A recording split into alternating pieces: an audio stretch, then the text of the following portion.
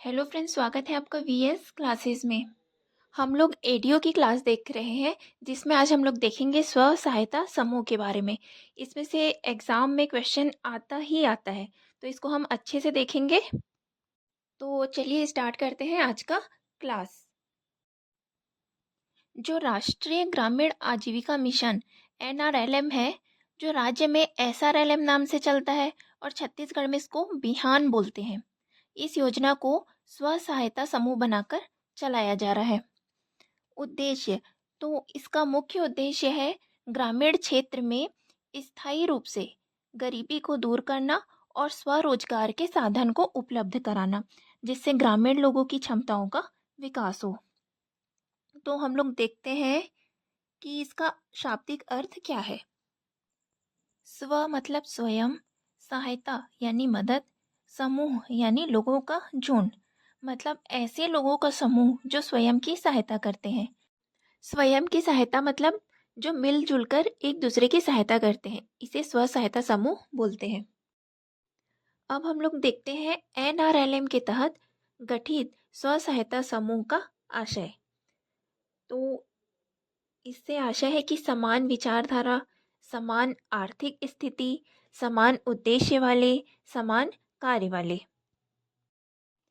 10 से 20 लोगों का समूह जो आपस में समान लक्ष्य या उद्देश्य के लिए संगठित हुए हैं, जो आपस में एक दूसरे की आर्थिक सहायता करते हैं तथा आपसी सहयोग के द्वारा निर्धनता, गरीबी दूर करने का प्रयास करते हैं। यह समूह आपसी बचत तथा संस्थागत ऋण द्वारा स्वरोजगार भी करते हैं। स्व सहायता समूह एक नवीन अवधारणा है। इसके प्रवर्तक बांग्लादेशी अर्थशास्त्री मोहम्मद यूनुस माने जाते हैं। उनके उत्कृष्ट कार्य के लिए इन्हें वर्ष 2006 में शांति का नोबेल पुरस्कार प्रदान किया गया। अब हम लोग देखते हैं स्व सहायता समूह की विशेषताएं। स्व सहायता समूह सामाजिक आर्थिक परिस्थिति वाली 10 से 20 गरीब महिलाओं का संगठन है।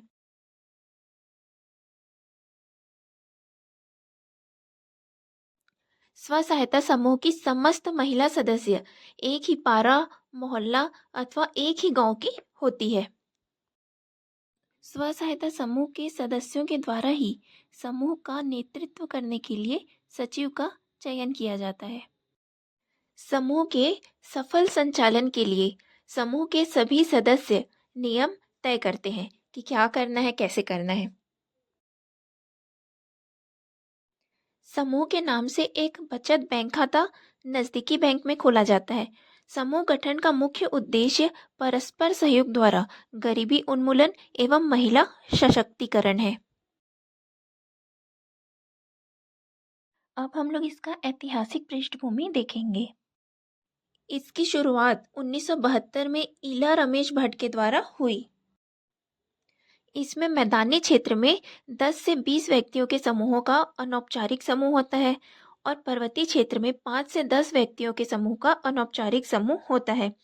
एनआरएलएम के तहत महिला स्व सहायता समूह में महिलाओं को प्राथमिकता दी जाती है और विशेष परिस्थिति में दिव्यांग, तृतीय लिंग आदि पुरुष सदस्य स्व सहायता समूह के समूह में होते हैं।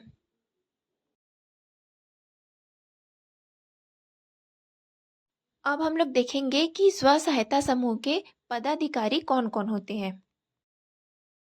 इसमें अध्यक्ष होते हैं, कोषाध्यक्ष होते हैं और एक सचिव होते हैं। अब हम लोग देखेंगे समूह के कार्य के लिए सूत्र, जो कि इम्पोर्टेंट है, इसको याद रखना है। इसमें हम लोग पहले देखेंगे स्व सहायता समूह का पंचसूत्र। तो इसमें पहला है नियमित साप्ताहिक बैठक, दूसरा है नियमित साप्ताहिक बचत, तीसरा है नियमित आंतरिक लेन देन, चौथा है नियमित ऋण वापसी, पांचवा है नियमित दस्तावेज संधारण। इसे हम लोग स्व सहायता समूह का पंचसूत्र कहते हैं।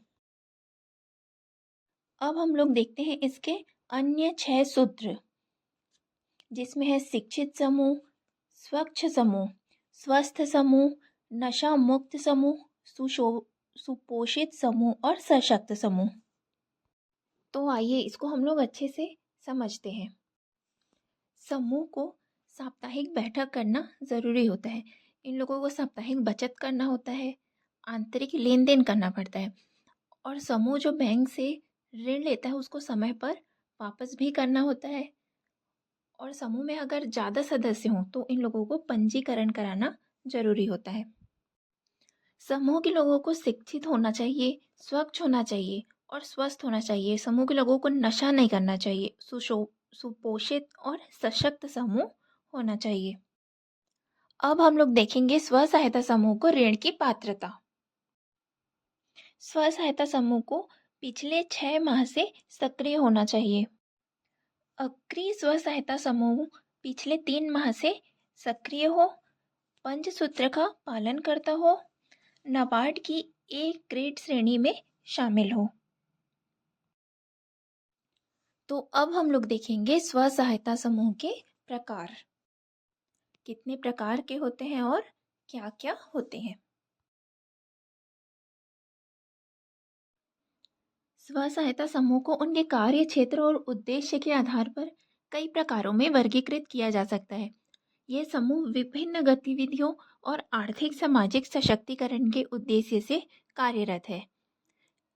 यहाँ स्व सहायता समूह के मुख्य प्रकारों की सूची दी गई है, इसको देखते हैं। इसमें हम लोग देखेंगे आर्थिक आधार पर, लिंग के आधार पर प्रकार और विशेष उद्देश्य के आधार पर। तो आर्थिक आधार पर आएगा लघु बचत समूह और ऋण आधारित समूह।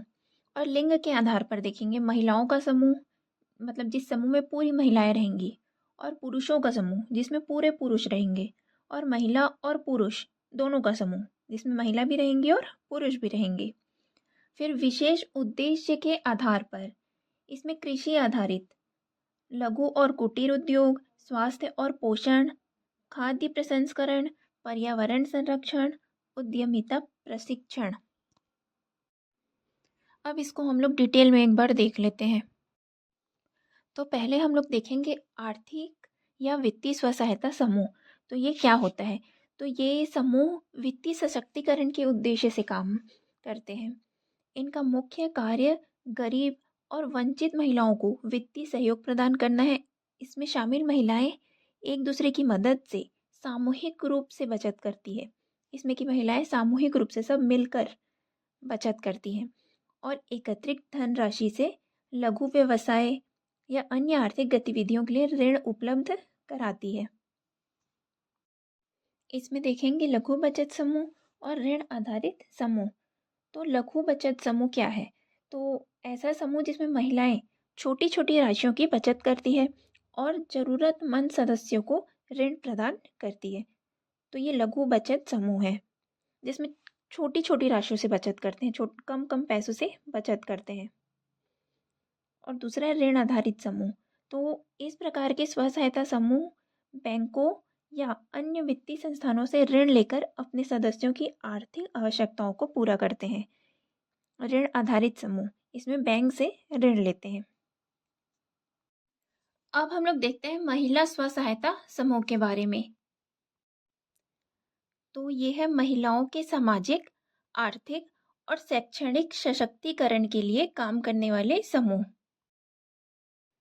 महिलाओं को एक मंच प्रदान किया जाता है।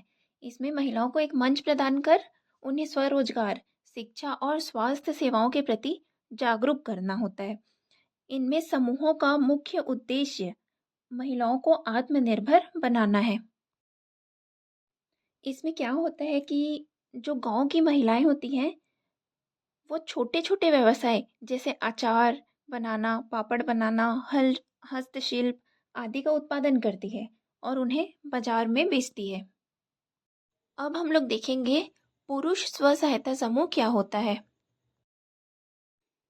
इसका मुख्य उद्देश्य है विभिन्न क्षेत्रों में पुरुषों के लिए रोजगार के अवसर बढ़ाना।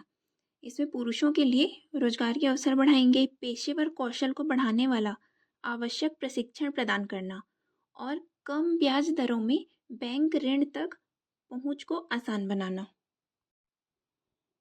इसमें पुरुषों को रोजगार के लिए मंच प्रदान करते हैं। इसमें कई व्यवसाय आते हैं जैसे निर्माण श्रमिक, सफाई कर्मचारी, गिग वर्कर, रिक्शा और गाड़ी चालक, इलेक्ट्रिशियन, प्लम्बर आदि अन्य तकनीक पेशेवर शामिल है इसमें। अब हम लोग देखेंगे कृषि आधारित स्व सहायता समूह। यह समूह मुख्य रूप से कृषि, बागवानी और पशुपालन जैसे कार्य करती है। इस प्रकार के समूह ग्रामीण क्षेत्र में मतलब कि गांवों में काफ़ी प्रचलित होती है। यहाँ महिलाएं एक साथ मिलजुल कर कृषि उत्पादों का उत्पादन करती है। इसमें जैविक खेती, पशुपालन और डेयरी आते हैं। तो हम लोग देखते हैं जैविक खेती। तो इसमें महिलाएं जैविक खेती और प्राकृतिक संसाधनों का उपयोग करके कृषि कार्य करती है। और पशुपालन और डेयरी, इसमें पशुपालन और डेयरी उत्पादों के उत्पादन और विपणन शामिल होते हैं। अब हम लोग देखेंगे हस्तशिल्प और कुटीर उद्योग के बारे में। यह समूह उन महिलाओं के लिए होता है जो पारंपरिक कारीगरी, सिलाई, कढ़ाई, बुनाई करती हैं और जो उद्योग से जुड़ी होती है। ये समूह अपने उत्पादों को सामूहिक रूप से बनाते हैं और सामूहिक रूप से बेचते हैं, जिससे उन्हें आर्थिक लाभ होता है। इसमें हस्तकला समूह आता है और कुटीर उद्योग समूह आता है। तो हम लोग देखेंगे हस्तकला समूह। ये समूह पारंपरिक हस्तकला उत्पादों जैसे कपड़े बनाना, सजावटी वस्तुएं बनाना और हस्तशिल्प के निर्माण में शामिल होते हैं। और दूसरा देखते हैं कुटीर उद्योग समूह। तो इसमें महिलाएं छोटे छोटे पैमाने पर कुटीर उद्योग के माध्यम से आर्थिक गतिविधियां संचालित करती है, जैसे कि अगरबत्ती बनाना, बुनाई करना, चटाई बनाना और अन्य घरेलू वस्तुएं को बनाना। अब हम लोग देखेंगे स्वास्थ्य और पोषण आधारित समूह।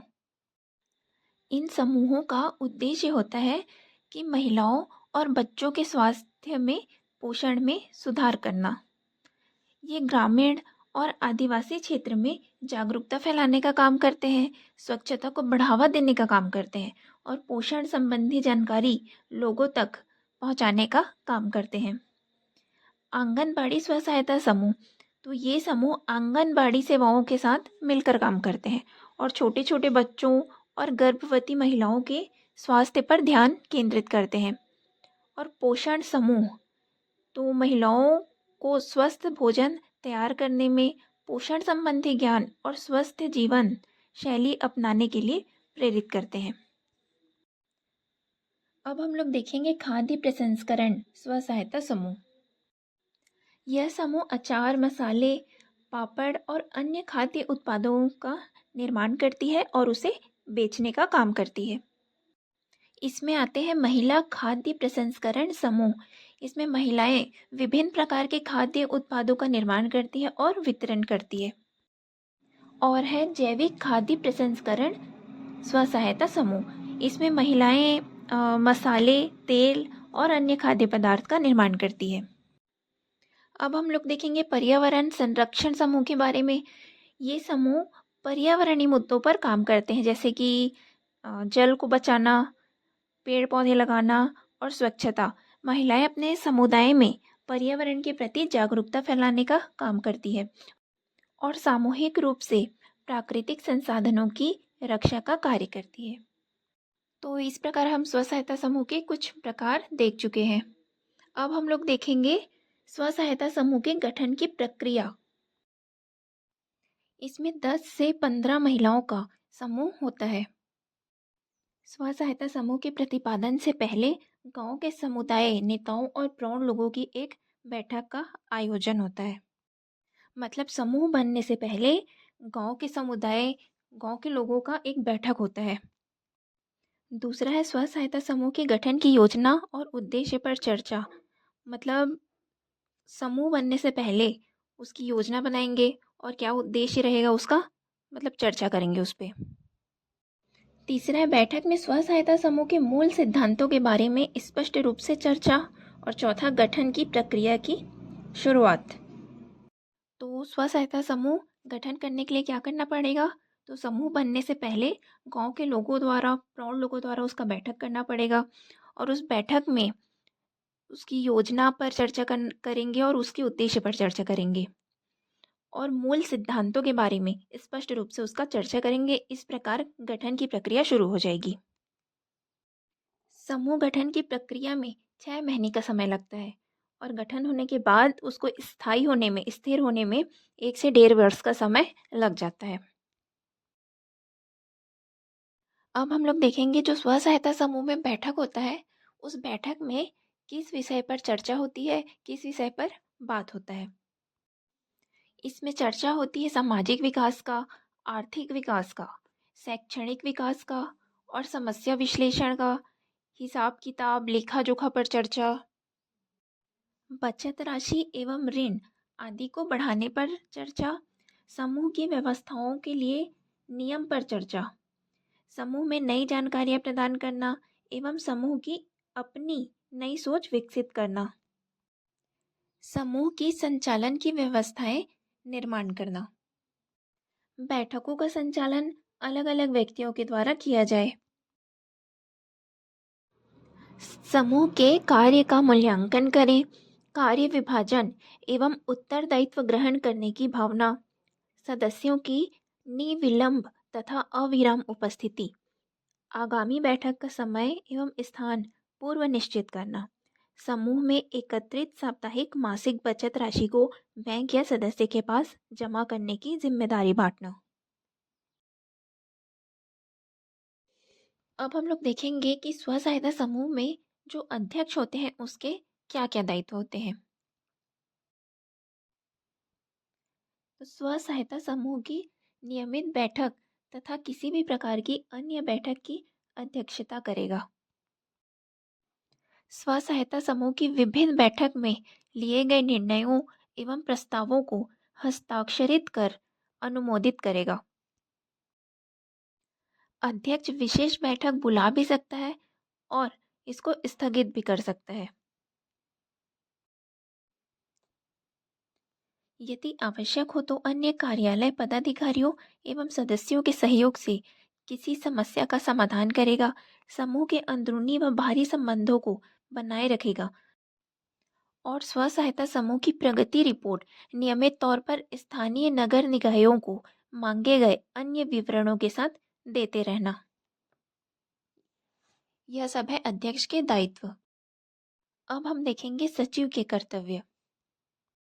अध्यक्ष की पूर्वानुमति से बैठकों का आह्वान करेगा तथा प्रत्येक सभा का एजेंडा तैयार करेगा। सचिव सभी नियमित एवं विशेष बैठकों की कार्यवाही के अभिलेख तैयार करेगा, उन्हें अगली सभा में पढ़ेगा और प्रत्येक सभा के प्रस्तावों का लिखित विवरण तैयार करेगा और उसी सभा में पढ़कर उसे सुनाएगा। सचिव द्वारा सदस्यता रजिस्टर, उपस्थिति रजिस्टर तथा गतिविधियों एवं प्रस्ताव रजिस्टर की देखभाल की जाएगी। अध्यक्ष की अनुपस्थिति में समस्त बैठकों का संचालन करेगा और इसकी अध्यक्षता करेगा। तो ये सब सचिव के कर्तव्य हैं। इसके और भी कर्तव्य हैं, जैसे ये स्वयं सहायता समूह के लेखा पहियों की नियमित जांच करेगा तथा प्रत्येक बैठक में सदस्यों को इससे अवगत कराएगा और ये भी स्व सहायता समूह की प्रगति रिपोर्ट नियमित रूप से स्थानीय नगर निकायों को उनके द्वारा मांगे गए अन्य विवरणों सहित प्रस्तुत करेगा। अब हम लोग देखेंगे कोषाध्यक्ष के उत्तरदायित्व। तो जो कोषाध्यक्ष होता है वो समूह से संबंधित समस्त आवश्यक एवं वित्तीय दस्तावेजों को सुरक्षित रखता है। स्व सहायता समूह की समस्त लेखा बहियों की देखरेख करेगा, सदस्यों का बचत, ऋण रजिस्टर, समूह की बैंक पासबुक तथा ऋण विवरण, नगद लेन देन, ये सब कोषाध्यक्ष देखता है। बैठकों में एकत्रित समस्त नगद धनराशि को 2 दिनों के भीतर बैंक में जमा कराना कोषाध्यक्ष का काम है। समूह की समस्त वित्तीय रिपोर्ट कोषाध्यक्ष प्रस्तुत करता है।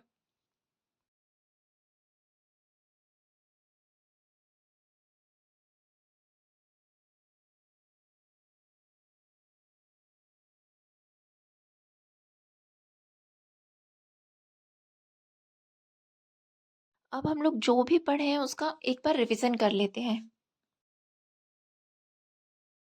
तो इसमें हम लोग देखे हैं स्व सहायता समूह में कि यह एक ऐसा औपचारिक संगठन है जिसमें समान आर्थिक स्थिति एवं तालमेल के साथ लगभग 10 से 20 सदस्य आपसी सहयोग से जुड़ते हैं। इस संगठन के सभी सदस्य एक दूसरे की सहायता करने का संकल्प लेते हैं, इसे ही स्व सहायता समूह कहते हैं।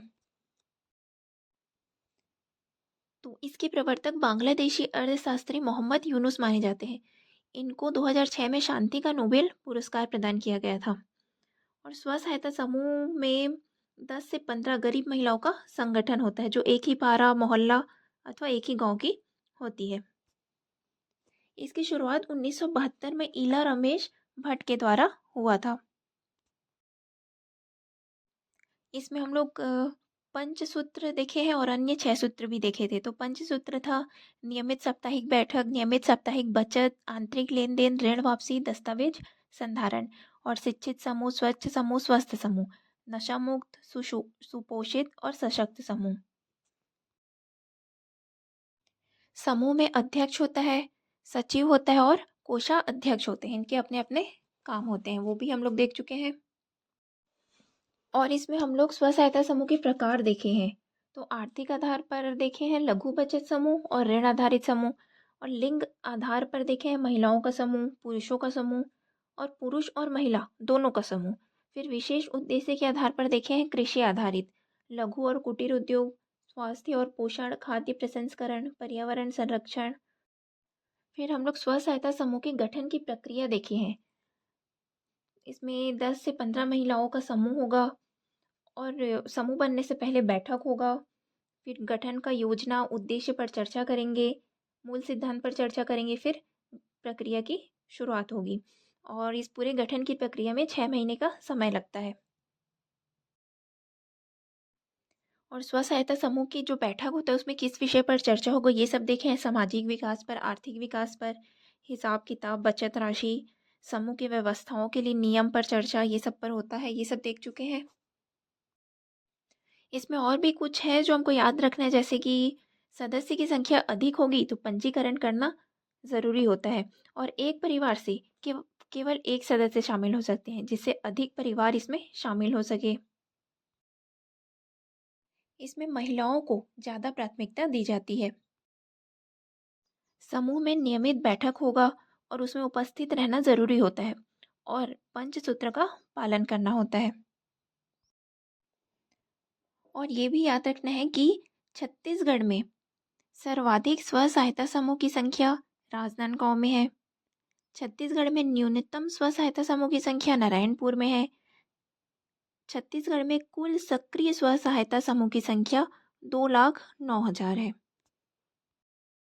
तो आज क्लास हम लोग इतना ही रखते हैं, आगे का देखेंगे नेक्स्ट वीडियो में।